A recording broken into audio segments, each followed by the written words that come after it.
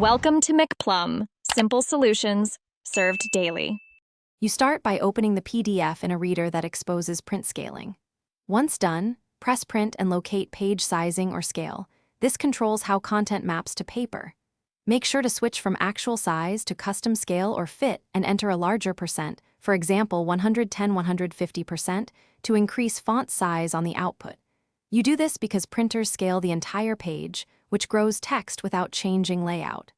Finally, check the on-screen preview to verify legibility before moving on. Next, you refine settings to preserve clarity. First, inspect print preview.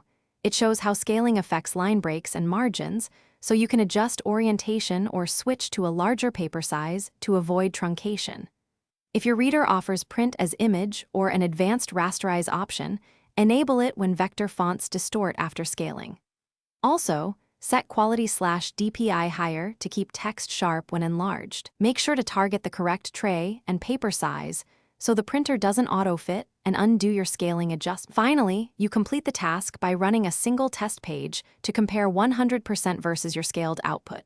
This confirms font legibility and margin behavior. Once satisfied, either print the full job or save the settings as a new scaled PDF using Print to PDF so you can reuse it. If the printer ignores scaling, make sure drivers are current and that page scaling is not forced by the printer. If problems persist, open the PDF in an editor and increase font size or flatten content before printing.